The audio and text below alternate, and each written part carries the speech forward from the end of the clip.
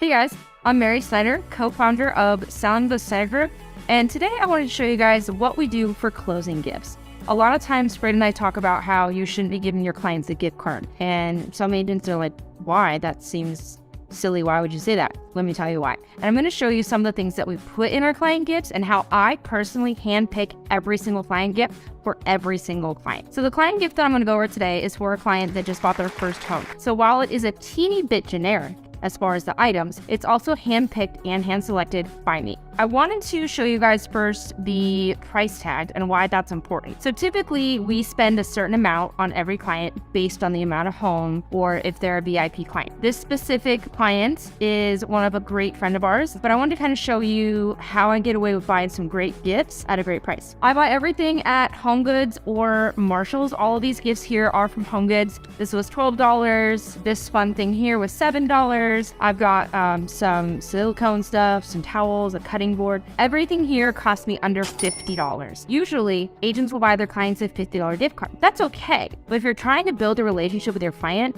you don't want to buy a gift card. A lot of the times when clients use these gifts that we buy them, they're like, oh, I thought about you the other day. You did? Why? Oh, I was using the silicone spatula that you bought us, and I was thinking about you and Brandon. That's super cool. Oh, you know what? I was packing up dinner the other night and I was thinking about you and Brennan. I have a friend that was talking about selling their home at dinner and then I thought I could refer them to you. See how that works? If you're an agent and you're watching this, that's how that works. Think about them going to a restaurant with that $50 gift card that you gave them. They're definitely going to spend it all because you can't get away with anything at restaurants for under $50 anymore. And they're going to think about you at the dinner, but they might not think about you again, right? I don't do this for referrals. Don't be mistaken. I do this because my clients mean everything to me. We are a client-based team. We are a referral-based team. And in our tagline, real relationships, real estate.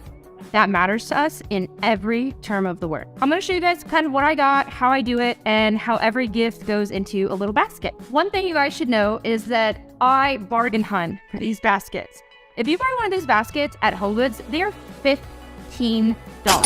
And that basket amount cuts in to my budget of closing gifts. If I spent $15 on every single basket for every single client, I wouldn't be able to buy them closing gifts like this. I'd have to buy them $25 gift cards because it just wouldn't make sense. So I get these baskets at other stores. Like I'll go to like Ross or DD's discounts where those baskets are like $5. And then I'll go to HomeGoods or Marshalls and I'll buy these type of gifts because they're more home related. So this specific buyer, like I mentioned, it is their first time buying a home.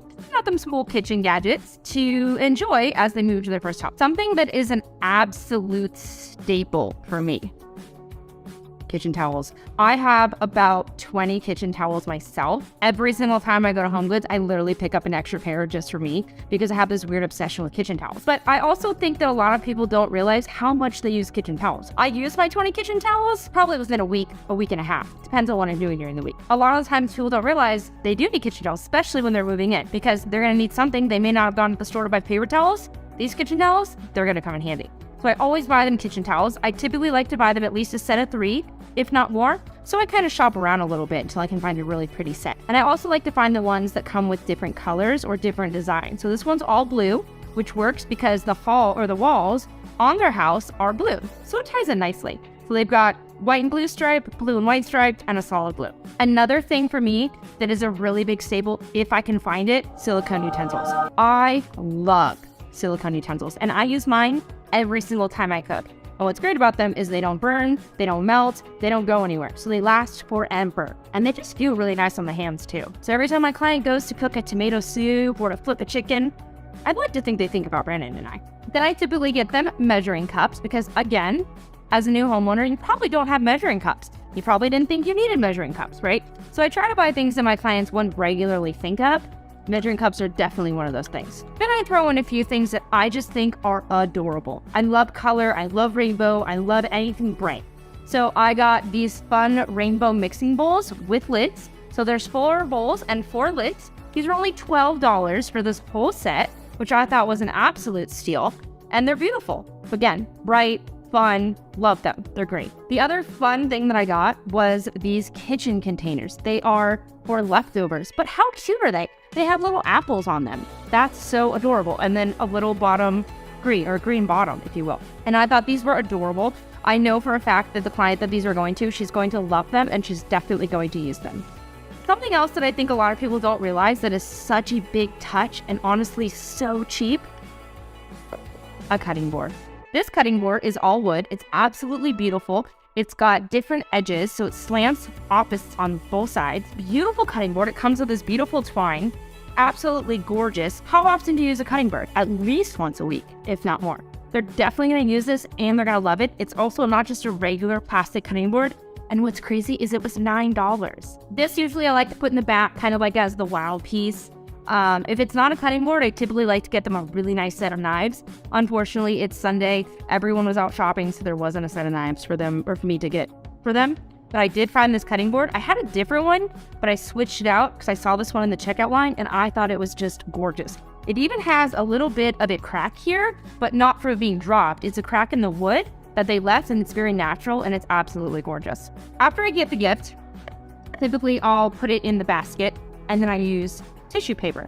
I used I'm picking black tissue paper for this client. Ironically, they probably like the color, but they do like black as well. And I think with all of the color, I think the black tissue paper will look the nicest. So I'm gonna go ahead and take off the price tags and package up the gift, and then I'll show you guys what it looks like at the end. Okay, so I've taken off all the prices for the gifts, and I'm going to start setting it up to where it looks pretty. I'm going to try to do it facing the camera, but we will see. So the cutting board is going to go in the back, like I said, because it's like it's the tallest piece and the heaviest. The bowls, I guess they're going to go right here. Luckily, I have a basket big enough for a lot of these items. Usually, I don't have a basket big enough. Then I'm going to put these in here like this. And I try to make it look cute and pretty at the same time, but sometimes my items get a little too big and that gets it to be a little hard. So, oops, that slipped somewhere. Fix that guy. Okay. Oh, good to spatulas. There we go. Okay. And now it's cute. I love it, but I want to add a little fluff, right? So now I'm going to take my tissue paper color of choice, which like I said is black. And I'm going to just kind of put it in sort of like an accent. So I'll step a little bit here. Kind of gives it a little extra. I usually only use 2, sometimes 3, but never more, because then it just gets to be kind of swallowed up by the tissue paper and just a little bit busy. So then maybe here, and sometimes I can't do but like one piece because it won't look good. So this I kind of fell. So it's kind of just to make it look a little extra. And there you go. We have a closing gift for our first-time home buyers.